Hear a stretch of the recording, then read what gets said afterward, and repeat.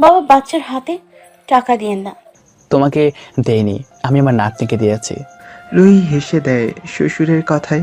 সেদিন ঘরে ফিরে চিন্তায় পড়ে যায় রুহি। কিভাবে মানাবে সে তার লোকটাকে? সে যে মানতেই চায় না। রামিন ভাইয়ের মা বললে কি সব মানবে সে? সব কিছু হবে তো। আর রাতে ঘুমের সময় রোয়েন রুহিকে কাছে টেনে নেয়, তারপর ওর গাল চেপে ধরে বলল। রুহি সরে যেতে চাইল। রোয়েন ওকে শক্ত করে জড়িয়ে ধরে ওর গলায় মুখ ডুবায়। রুহি আর না করতে পারে না। রুহিকে অসংখ্য ভালোবাসায় ভরিয়ে দিয়ে শুয়ে পড়ে রোয়েন। রুহি তার লোকটাকে দেখছে, সে কতটা অন্ধকারে আছে। নিজের মায়ের প্রতি অন্ধবিশ্বাস আর ভালোবাসা নিজের পিতার থেকে সরিয়ে দিয়েছে ওকে। নিজের মায়ের আসল রূপ জানলে কি করবে সে? রুহি হাতের পিঠ দিয়ে চোখের কোণা মুছে নেয়। আর দৃথা আজ ওর বুকে ঘুমিয়ে আছে। মেয়েকে জড়িয়ে ঘুমিয়ে যায় রুহি। পরদিন সকালে রোয়েন যাওয়ার পরই রাফিন রোশন চৌধুরীকে নিয়ে রামিনদের বাসায় চলে আসে রুহি। রামিনের মা রোয়েনের বাবাকে দেখে অবাক। জলদি হেঁটে এসে বললেন, ভাই আপনি কেমন আছেন? ভালো আছি, আপনি? ভালো। আপনি কই ছিলেন এত বছর? অস্ট্রিয়াতে ছিলাম, রোয়েনকে খুঁজতে এখানে এলাম। ও। রুহি হঠাৎ বলল, আন্টি, ওর মায়ের বেস্ট ফ্রেন্ড ছিলেন আপনি। রুহি মামুনি? ওকে বেস্ট ফ্রেন্ড বলবে না। সবসময় আমাকে ছোট করে দেখে গেছে। যত রকম অশ্লীল কাজ করতো, না করলেও শুনতো না। ওকে দেখলে কেউই বলতে পারবে না ও বিবাহিত ছিল। কত লোকের সাথে কি করতো কে জানে। কিছুটা রেগে বললেন রামিনের মা। রুহি বলল, আপনি ওর মায়ের সত্যগুলো রোয়েনকে বলুন, ও আপনাকে বিশ্বাস করবে। দরকার কি? ওর মায়ের সম্পর্ক ওর মনে বাজে ধারণা আনার দরকার আছে বলে মনে হয় না। মা এখন এটা করতেই হবে, কারণ রোয়েন মনে করে বাবাই মাকে মেরেছে। আঁতকে উঠলেন রামিনের মা। বললেন, কি বলো? জি, এত বছর বাবাকে ঘৃণা করে এসছে শুধু। চিন্তায় পড়ে গেলেন রামিনের মা। তারপর অনেকক্ষণ সময় নিয়ে বললেন, আমি যাব। সেদিন রামিনের মা আর বাবাকে নিয়ে বাসায় চলে যায় রুহি। সন্ধ্যায় ফিরে আসে রোয়েন। ঘরে রামিনের মাকে দেখে বেশ অবাক হলেও হেসে বলল, এই তো আব্বু, তুমি কেমন আছো? আলহামদুলিল্লাহ। রামিনরা রওনা হয়েছে তো? হ্যাঁ, তোমার সাথে কথা আছে, অনেক গুরুত্বপূর্ণ। রোয়েন পাশে দাঁড়ানো রুহিকে দেখে নিয়ে বলল, বলুন। তুমি তোমার বাবার খবর নাও। ওনার কথা আমার সামনে বলবেন না। বেশ রেগে বলল রোয়েন। উনি হেসে বললেন, বাবা, তুমি শুধু শুধু রাগ হচ্ছ তোমার বাবার ওপর, যেখানে ওনার কোনো দোষ নেই। কি বলতে চান? বেশ মোটা শোনা গেল রোয়েনের কণ্ঠ। উনি পুরোটা বলতে শুরু করেন। রোয়েনের বাবা মায়ের বিয়ের আগে থেকে সব ঘটনা, এমনকি রোয়েনকে কতবার নষ্ট করতে চেয়েছিল, সব কিছুই। তারপর ওর হাতে একটা ডায়েরি ধরিয়ে বলল, নাও তোমার মায়ের সিক্রেট ডায়েরি। রোয়েন সেটা খুলতেই প্রচণ্ড ঝটকা খেলো। লেখা পুরো মিল। আর ওর কাছে যে ডায়েরি আছে সেটার সাথে যতটা পড়ছিল লজ্জায় মাটিতে মিশে যাচ্ছিল রোয়েন। ওর মা কার সাথে শুয়েছে সেটার অনুভূতি কত দামি। আর নেশাদ্রব্য নিয়েছে, আর খ্রিস্টান হয়েও মুসলিম নাম ব্যবহার করে সুনাম লাভ করেছে সব। রোয়েনের আজ কান্না পাচ্ছে, বুক ফেটে চৌচির হচ্ছে।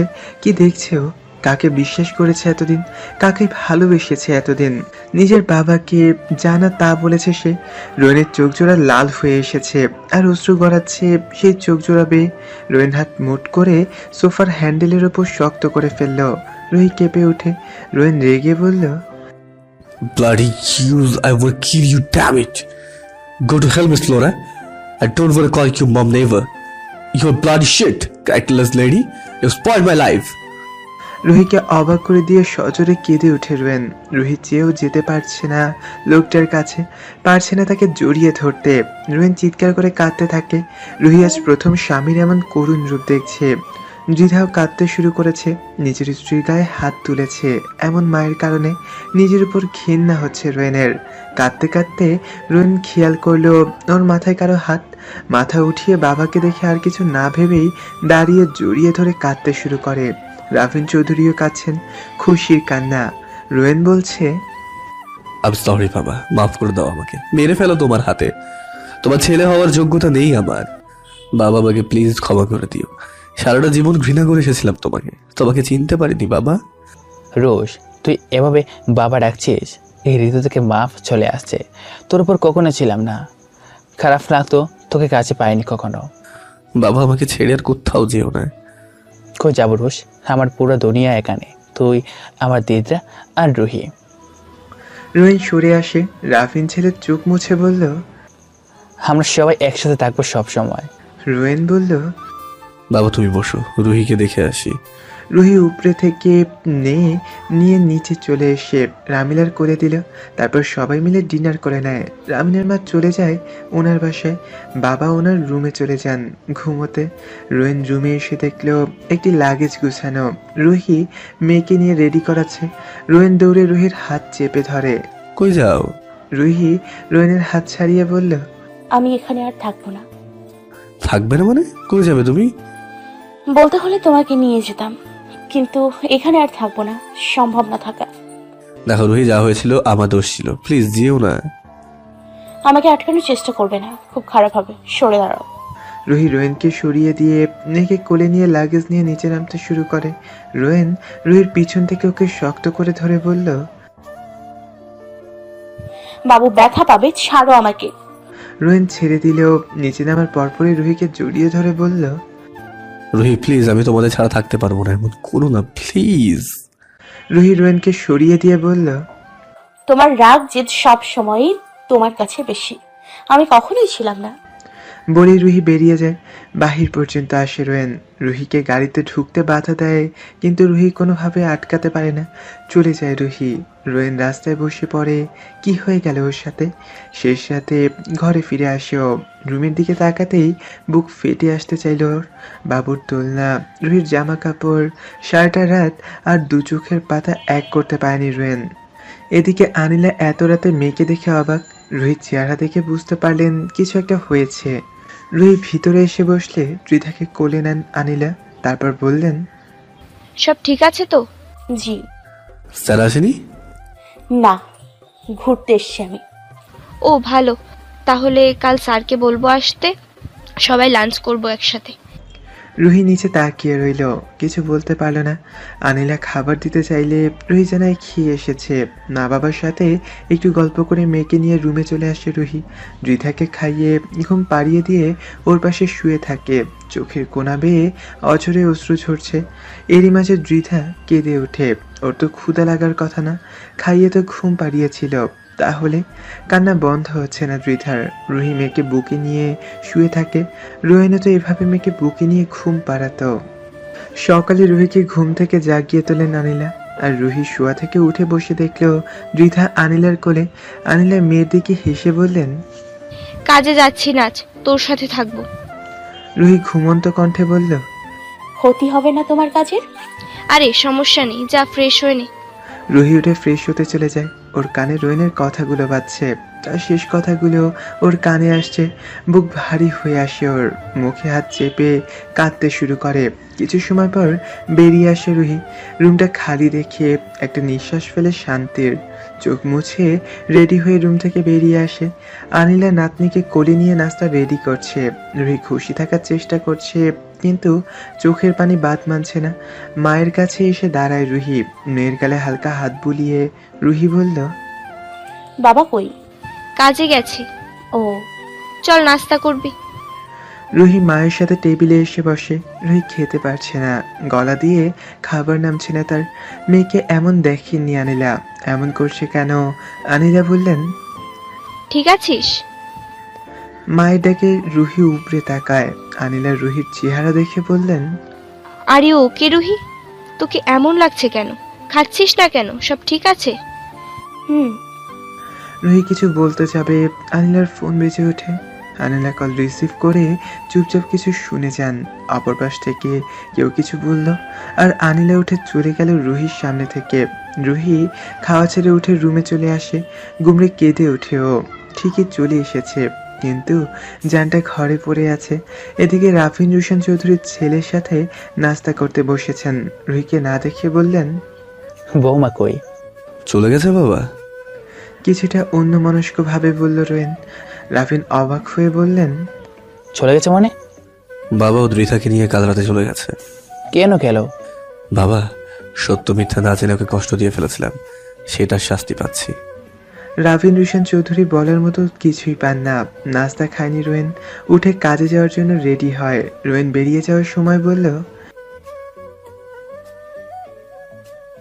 আচ্ছা, আল্লাহ তাআলার নাম নিয়ে বেরিয়ে হো বাবা। জি বাবা। রোয়েন বেরিয়ে যায়। রাভিন রুশান চৌধুরী রোয়েনের কথা শুনতে পেয়েছিলেন। নাস্তা করে রোয়েন যখন রুমে গিয়েছিল, উনিও তখন নিজের রুমে যাচ্ছিলেন। শুনতে পান রোয়েন বলছিল, রুহি কি আপনাদের বাসায়? অপর পাশ থেকে আনিলা বলেন, জি স্যার, সব ঠিক আছে তো? রোয়েন সব খুলে বলল, যা হয়েছিল খুব খারাপ হয়েছে। রুহি এখন যা করছে ঠিক করেনি, ওর সাথে কথা বলে দেখছি। আনিলা মা, ওকে বোঝান। জি স্যার, ভাববেন না, মা যখন বলেছেন এই মা আপনার জন্য সব করবে। জি, আজ আসবে না? না, ওর সাথে থাকি আজকে। শিওর? রাভিন রুশান সরে যান। বুঝতে পারেন রুহি কোথায় আছে। এদিকে আনিলা কথা শেষ করে ডাইনিং রুমে এসে দেখেন রুহির নাস্তার প্লেট ভরা, কিছুই খায়নি। রুহির রুম থেকে কান্নার শব্দ আসছে। আনিলা দরজা হালকা ধাক্কা দিতেই দরজা খুলে গেল। রুহি চোখ মুছে স্বাভাবিক হওয়ার চেষ্টা করছে। আনিলা মেয়ের সামনে এসে বসেন, রিতাকে শুইয়ে বলেন, কি হয়েছে? কিছু তো হয়েছে, বল আমাকে। রুহি কান্নায় ভেঙে পড়ে। কান্না সুরে বলতে থাকে, আমি ওকে ছেড়ে চলে এসেছি মা। সে আমাকে বোঝে না, বুঝতে চেষ্টাও করে না। আমার খুব খারাপ লাগছে, পারছি না তাকে ছেড়ে থাকতে, কিন্তু কি করে তার সাথে থাকবো? সে নিজের রাগ জেদকে প্রায়োরিটি দেয়। আনিলা মেয়ের চোখ মুছে দিয়ে বলেন, জানিস, তুই যেভাবে বড় হয়েছিস, ওনার বড় হওয়াটা সহজ ছিল না রুহি। ওনার 20 বছর বয়স থেকে আমাদের সাথে আছেন, পড়াশোনা কাজ একসাথে করেছেন, নিজের মাকে বিশ্বাস করে সারাটা জীবন বাবাকে ঘৃণা করে আসছে। আমরা দেখেছিলাম তার বেড়ে ওঠাকে। এতটুকু বয়সে হাতে বন্দুক তুলে নেয়। কতটা বছর সে প্রতিশোধের আগুনে জ্বলেছিল তোর চিন্তার বাহিরে।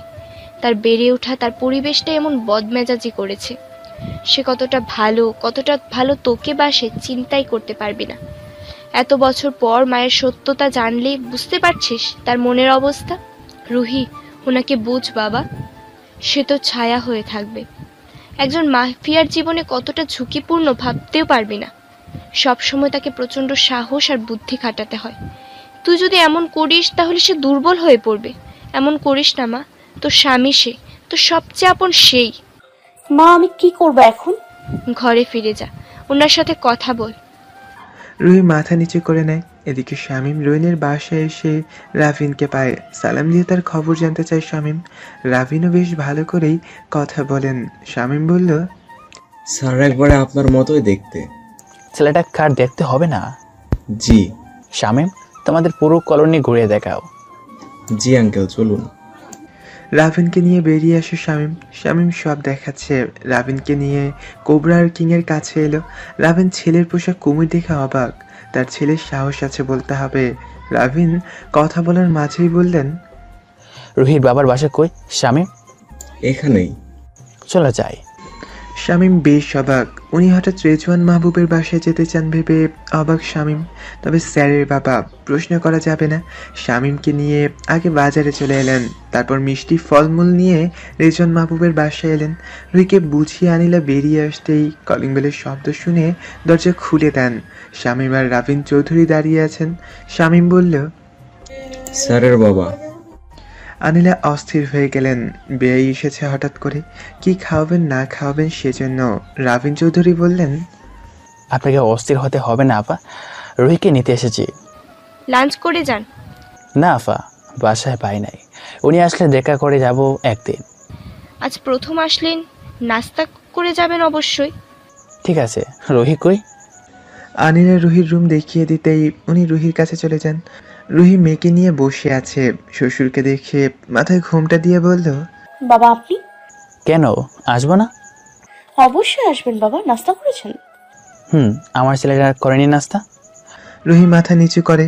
রাভিন চৌধুরী আবার বললেন, রোয়েন ভালো নেই রে মা, যা দেখছি আজও তোমাকে আর দিদরা মনিকে ছাড়া ভালো থাকতে পারবে না। বাবা, আমি ভুল করেছি। দেখো মা, সংসারে কোনটি সমস্যা হয় তাই বলে চেড়ে আসা সমাধান নয়, বসে সমাধান করতে পারতে। বাবা, বুঝতে পারিনি আমি, মাফ করবেন। তোমরা ছোট, তোমাদের বোঝানোর দায়িত্ব আমাদের। অনেক হয়েছে, বাসায় চলো। রুহি চুপ হয়ে গেল। এদিকে সামাইরাকে নিয়ে বেরিয়েছে ফাহমিন। সামাইরাকে নিয়ে এই মুহূর্তে ডিনারে যাওয়া সম্ভব নয়। মেয়েটা মা বাবাকে ভয় পায়, তাই ঘর থেকে রাতে বের হবে না। সামাইরা হঠাৎ বলল, আজ সন্ধ্যায় বাবা মা আপনাদের বাসায় যাবে। কেন? আংটি কিনেছে বাবা, ওটা পরাতে। ফাহমিন বলল, বিয়ের পর কই যাবে তুমি ঘুরতে? আপনি যেখানে নিয়ে যাবেন। কোথাও যদি না নেই? কেন নেবেন না? সারাক্ষণ আমরা আমাদের রুমে থাকব, খুব আদর করব তোমাকে, সারাক্ষণ তোমাকে সামনে বসিয়ে দেখব। আমাদের ছোট ছোট বাবু হবে, ওদের সাথে খেলবো। ফাহমিন অন্যদিকে মুখ ফিরিয়ে নেয়। তার মানে মিমিরা ওকে বাবা বলবে। মিমিদের পড়াশোনা করিয়ে উচ্চ শিক্ষিত করতে হবে, বিয়ে দিতে হবে। হায়রে, কোথায় বউয়ের সাথে সুন্দর কথা বলতে চেয়েছিল, বউ বানিয়ে দিল হ্যামস্টারদের বাবা। ফাহমিনকে চুপ থাকতে দেখে সামেরা আবার বলল, বিয়ের পর আমি ওদের নিতে পারবো আপনাদের বাসায়? অবশ্যই নিব। সামাইরা হেসে ফাহমিনের গলা জড়িয়ে ধরে। সামিরার মনে হলো কি করছে ও। তারপর এক ঝটকায় সরে আসে। ওরা একটা রেস্টুরেন্টে চলে আসে। সেখানে দুজন বসে পড়ে। ফাহমিন দুজনের জন্য লাঞ্চ অর্ডার করলো। আজ খুব সুন্দর লাগছে সামাইরাকে। লাল রঙের একটা গাউন পরেছে আজ। সামাইরা হাত ধরে ওর হাতে একটা ব্রেসলেট পরিয়ে দেয় ফাহমিন। সামাইরা হাতটা নিজের কাছে নিয়ে বলল, এটা আমার। হুম, খুব সুন্দর, খুব পছন্দ হয়েছে আমার। ভালো লাগলো শুনে। মুচকি হাসে ফাহমিন। রুহি রাবিন চৌধুরীর সাথে ঘরে চলে আসে। বাবা শামীম ভাই আর মাকে বলেছিল রোয়েন যেন না জানে যে ও ফিরে এসেছে। ঘরে এসে মেয়েকে খাইয়ে দিয়ে রোয়েনের পছন্দের খাবার বানিয়ে নেয় রুহি। আজ সব দ্রুত মিটিয়ে নেবে। দুপুরে রান্নাও আজ ও করেছে। রাবিন চৌধুরী রুহির রান্না খেয়ে বেশ খুশি। ছেলের বউটা যেমন লক্ষ্মী, বেশ গুণীও বটে। রুহিকে রুমে নিয়ে ওর দু হাতে দুটো ব্যাগ ধরিয়ে দিয়ে বললেন, তোমার উপহার, বিয়েতে কিছু দিতে পারেনি, বাবার পক্ষ থেকে এটা তার মেয়েটার জন্য। রুহি রাবিন চৌধুরীর পা ধরে সালাম দেয়। তারপর ব্যাগগুলো নিয়ে রুমে চলে আসে। খাটের ওপর ব্যাগগুলো রেখে দেখতে থাকে। সব গয়না এখন, 5টা ডায়মন্ডের সেট, সাথে চুড়িও আছে। রুহি রোয়েনের আসার অপেক্ষা রইল 6টা দিন।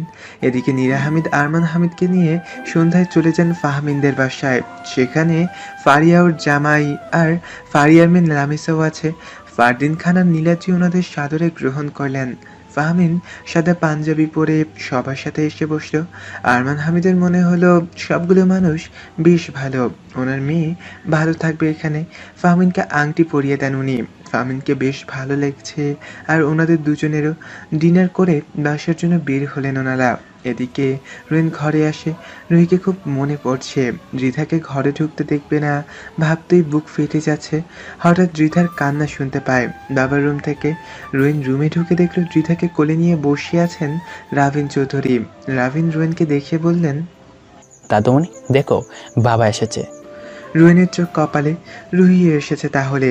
রুহিন বলল, বাবা ওরা কখন এসেছে? মেয়েকে বুকে জড়িয়ে বলল রুহিন।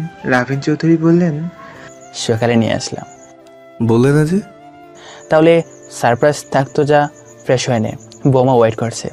রুহিন মেয়েকে নিয়ে রুমে এসে রুহিকে পায় না। রামিলা ও কোলে ত্রিধাকে নিয়ে বেশ ফ্রেশ হতে চলে যায়। ফ্রেশ হয়ে এসে রুহিকে অনেক খুঁজলো, কই গেল এই মেয়ে। বাবার কাছে জিজ্ঞেস করলে উনি বললেন, তুই কে নে, রুহি আছে করে। বাবা তোমরা কি করতে চাও বলো তো? কিছুই না, কে নে তুই। ওকে। রুহিন খেতে বসে যায়। বেশ অবাক আজ। আজ ওর প্রিয় সবগুলো ডেজার্ট, তবে সবচেয়ে প্রিয় ডেজার্টটাই নেই। খেতে খেতে ভাবছিল কখন তার মায়াবতীর মায়া ভরা মুখটা দেখতে পাবে ও। বেশ মজা করে খাবারগুলো খেয়ে নেয় রুহিন। প্রত্যেকটা রান্নায় রুহির হাতের স্বাদ পাচ্ছে। তৃপ্তি ভরে খেয়ে উঠে দাঁড়ায় ও। রুমে গিয়ে রুহিকে দেখতে পাবে তো। রুহিকে দেখার প্রহর কাটছেই না যেন। বউটা ওর সাথে লুকোচুরি খেলছে না তো। হাত ধুয়ে রুমে যাওয়ার জন্য সিঁড়ির পানে পা বাড়ায় রুহিন। রুমে এসে খেয়াল করলো লাইট অফ। আলো জ্বালিয়ে দেখলো বিয়ের শাড়িতে খাটে বসে আছে রুহি। কিছুক্ষণের জন্য থমকে গেল রুহিন। সত্যি রুহির ওর সামনে বসে আছে। স্বপ্ন দেখছে না তো। রুহি কিছু বলছে না, শুধু রোয়েনকে পলকহীনভাবে দেখছে। রোয়েন এগিয়ে এসে খাটে বসে পড়ে। রুহি নড়ে চড়ে বসলো। রোয়েন রুহিকে দেখছে যেন আজ 1.5 বছর আগে চলে গেল সে, ওদের বিয়ের দিনের সময়টায়। রুহির মাথা নিচু করলো। কি বলবে, কিভাবে বলবে বুঝতে পারছে না। রোয়েন গলা পরিষ্কার করে বলল, রুহি, আই এম সরি। রুহির চোখের পানি এসে যায়। এবার ভুলটা ওর ছিল, কিছু না ভেবে কাল চলে গিয়েছিল, আর এখন সে সরি বলছে। রুহি এগিয়ে আসে রোয়েনের দিকে, তারপর ওর কালো শার্টের মাঝে মুখ ঘষতে ঘষতে বলল, আমি খুব দুঃখিত রোয়েন, কাল যা করেছিলাম ঠিক হয়নি। রোয়েন হেসে রুহির মাথায় হাত রেখে বলল, আমি এতেই খুশি তুমি আমাকে বুঝতে পেরেছো। রুহি মাথা সরিয়ে রোয়েনের দিকে চেয়ে বলল, তোমাদের পুরোটা বুঝতে চাই, তোমার সমুদ্রের হৃদয়ের গভীরে ডুবে যেতে চাই রোয়েন, আর কখনো উঠতে চাই না। রুহির কপালে ঠোঁট ছুঁয়ে দেয় রোয়েন, তারপর একটু সরে এসে রুহির চিবুক ধরে মাথা উঁচু করে নিচের দিকে এনে বলল, রুহি, তুমি এমনিতেই আমার পুরোটা জমে আছো। আমি তোমাকে বুঝতে চাই খুব ভালোভাবে, যেন সামনে আর কোনো ভুল না করতে পারি। রুহির ঠোঁটে হাসি ফুটে ওঠে। রোয়েনের দুগালে ঠোঁট ছুঁয়ে বলল, বলেন না কেমন লাগছে আমায়। 1.5 বছর পর আমার নববিবাহিতা স্ত্রীকে দেখছি। সেদিন সব ঠিকঠাক থাকলে নিজ হাতে তোমাকে ফেলে দিতে পারতাম না। ওটা নাটক ছিল তুমি জানো। ঠিক আছে, বাট সেদিন মন চাইছিল নিজেকে শেষ করে দিই। রুহির হঠাৎ খেয়াল হলো দ্রিধা নেই। রোয়েনকে বলল, দৃথা কই? রামিলার কোলে ছিল। আমি গিয়ে নিয়ে আসি। রুহি খাট থেকে নেমে যাচ্ছিল। রোয়েন ওর কোমর চেপে বলল, থাকতে দাও না। অবাক হয়ে রোয়েনের দিকে তাকায় রুহি। 3 মাসের বাবু মাকে ছাড়া কিভাবে থাকবে? এই লোক কি পাগল নাকি? পাগল তুমি? রুহি, আজ রাতটা তোমার আমার। তাই বলে ওকে রামিলার কাছে রাখবো?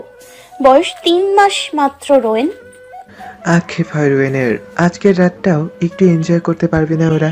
মেয়েটা রাতে বিরাতে উঠে না উঠে কাঁদলেই হলো। আর রুহি বাবুকে নিয়ে রুমে আসে।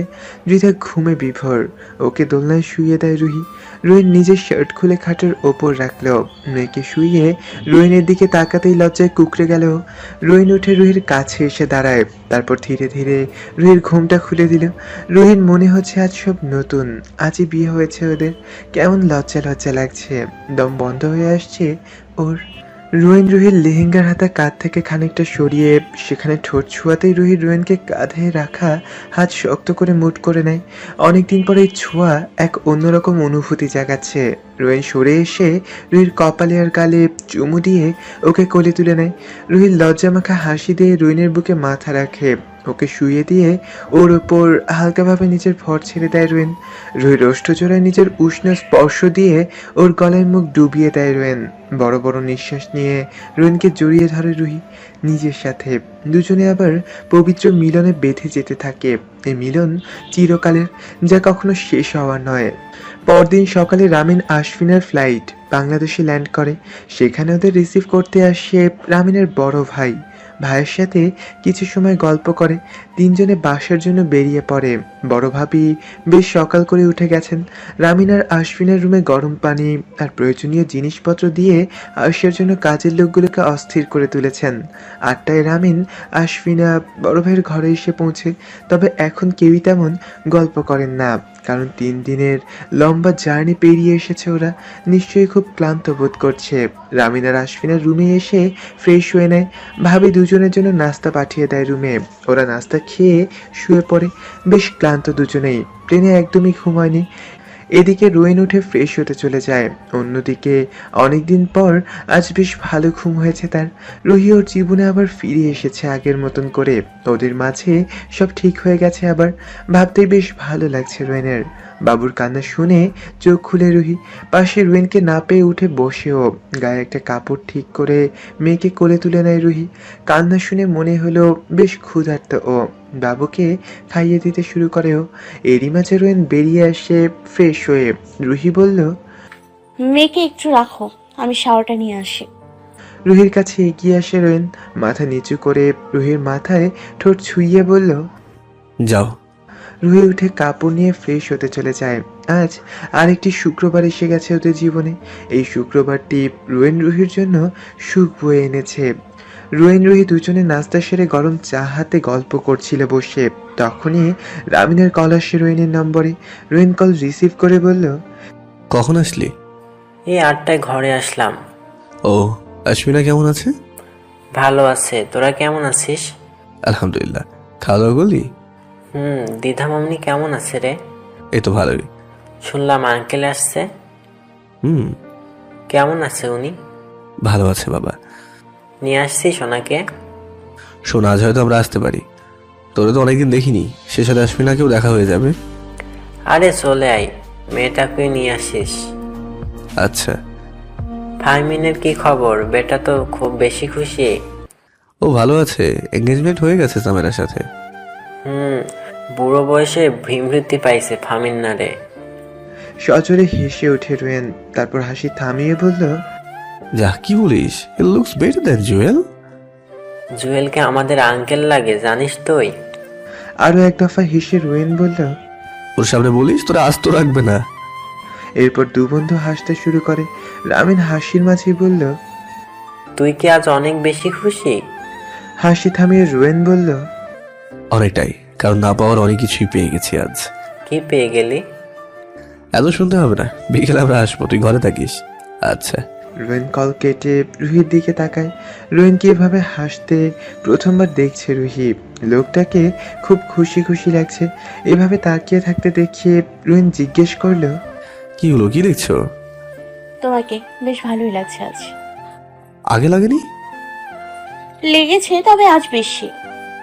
রোয়েন হঠাৎ রুহির হাত ধরে নিজের ওপর এনে ফেললো। রুহির কপালের ওপরের চুলগুলো সরিয়ে ওর মুখখানা চুমুতে ভরিয়ে দিতে থাকে। আবারও মিশে যায় ওরা একে অপরের মাঝে। এদিকে ফাহমিনকে বেশ চিন্তিত লাগছে। সকাল থেকেই কেমন হয়ে আছে ওর চেহারাটা। ফারদিন খান আর নীলাদ্রি অনেকটা সময় ধরে ছেলেকে পর্যবেক্ষণ করছেন। দুপুরে খাবার টেবিলে ফারদিন খান জিজ্ঞেস করেই বসেন, কি হয়েছে তোর? বাবা, একটা বিষয়ে খুব কনফিউশনে ভুগছি। কি হয়েছে? রবিন কল করেছিল, ও জার্মানিতে আছে, সেখানে আমাকে যেতে বলল। ওখানে একটা ডিগ্রি করলে আমার কিছু বিষয়ে অনেক অভিজ্ঞতা হবে এবং ওর হাসপাতাল আছে, সেখানে ক্লাস নিতে পারবো। রবিন বলছিল ওখানে গেলে আমাদের জন্য অনেক ভালো হবে। চলে যা তাহলে। কিন্তু বাবা, আশাটা অনেক কঠিন হয়ে যাবে, আর আগে আমাকে সেখানকার নাগরিক হতে হবে এবং সেটাই অনেকটা সময় লেগে যাবে। ফারদিন খান লম্বা নিঃশ্বাস ছেড়ে বললেন, দেখ আব্বু, এমন সুযোগ হাতছাড়া করিস না। তুই আমাদের কথা ভাবিস, ভালো থাকবো আমরা। তোমরাও চলে এসো তাহলে। এত বড় বাড়ি একা রেখে যাব না আমি। নীলাদ্রি তখন বলে ওঠেন, এত ভাবিস না ফাহমিন, তোর আব্বু ঠিক বলেছে, আমরা ভালোই থাকবো। ফাহমিন চুপ হয়ে গেল। নীলাদ্রি বললেন, তাহলে তো সাইমারাকে পাঠিয়ে দেওয়া উচিত তোর সাথে, যেহেতু শিফট হবি সেখানে। কবে না কবে আসবি। এই ফারিয়ার আব্বু, সাইমারার পরিবারের সাথে কথা বলেই দেখো না কি বলে ওরা। ঠিকই বললে, আমি আজকেই কথা বলবো। ফারদিন খান ছেলের দিকে তাকিয়ে বললেন, কবে যাবি তুই? বাবা, সামনের মাসে কাগজপত্র ঠিক করতে হবে। তাহলে যা করার এর মধ্যেই সারতে হবে। ফাহমিন চুপচাপ বাবা মায়ের কথা শুনতে থাকলো। এদিকে রোয়েন, রুহি আর রাফিন চৌধুরী আর মেয়েকে নিয়ে রামিনের বাসায় চলে আসে। বৃদ্ধাকে পেয়ে রামিনের কোলে তুলে নেয়, তারপর আদর করে বলল, আমার আম্মাজানটা কেমন আছে গো? কত বড় হয়ে গেছে আম্মুটা। আশফিন আর রুহি একে অপরকে জড়িয়ে ধরে। রাবিন হোসেন চৌধুরী রামিনকে দেখে বললেন, কত বড় হয়ে গেল রামিন। জি আঙ্কেল, আপনাদের দোয়ায়। ভালো আছেন? আলহামদুলিল্লাহ বাবা। রামিন আশফিনের দিকে চেয়ে বলল, আসো রোয়েনের বাবা। আশফিনে উঠে এসে সালাম দেয় রাফিন চৌধুরীকে। গল্প করছিল ওরা। রোয়েনকে নিয়ে আলাদা রুমে আসে রামিন। রোয়েন আর ও দুটো চেয়ারে বসে আছে পাশাপাশি। রামিন বলল, মন খারাপ করিস না, যা হয়েছে ভালোর জন্য হয়েছে। আঙ্কেলের ব্যাপারটা তোর ধারণা পাল্টে গেছে, এটাই অনেক। জানিস, খারাপ লাগছে না আমার, বরং আমি খুশি বাবাকে পেয়েছি আমি। মায়ের ব্যাপারটা মনে পড়লে ঘেন্না লাগে আমার। যাকে এতটা বছর বিশ্বাস করে এলাম, ভালোবেসে আসলাম, সে আদৌ কি ভালোবাসার যোগ্য ছিল রামিন? একদম না, বরং তোকে এখন আঙ্কেল তোর রাজকুমারী আর রুহিকে নিয়ে সামনে এগিয়ে যেতেই হবে, ভালো থাকতেই হবে, এতেই সবার কল্যাণ। অনেক ভেবেচিন্তে আরমান হামিদকে কল দেন ফারদিন সাহেব। আরমান হামিদ কল রিসিভ করে কানে রাখেন। ফারদিন খান বললেন, আপনি বাসায় নাকি ব্যস্ত আছেন? ঘরেই আমি, বলুন। আচ্ছা, ফাহিম জার্মানিতে যাবে, সেখানেই শিফট হয়ে যাবে, ডাক্তারি পারপাজেই যাওয়া সেখানে। এখন যেহেতু আপনার মেয়ের জীবন ওর সাথে জড়িয়ে গেছে, তাহলে দুজনকে এক করে দেওয়াই ভালো। কারণ ফাহমিন কবে না কবে আসে বলা তো যায় না, 5 বছরও লাগতে পারে, 10 বছরও লাগতে পারে, তাই দুজনকে একসাথে চলে গেলেই ভালো হতো।